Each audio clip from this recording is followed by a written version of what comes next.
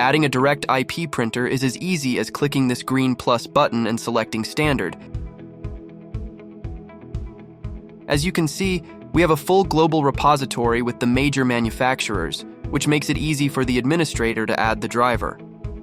If by chance the driver is not in the global repository, users can connect to our local repository and add drivers using our cloud tools.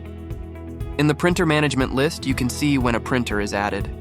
All the information, such as the IP address, is in the printer management under a different area.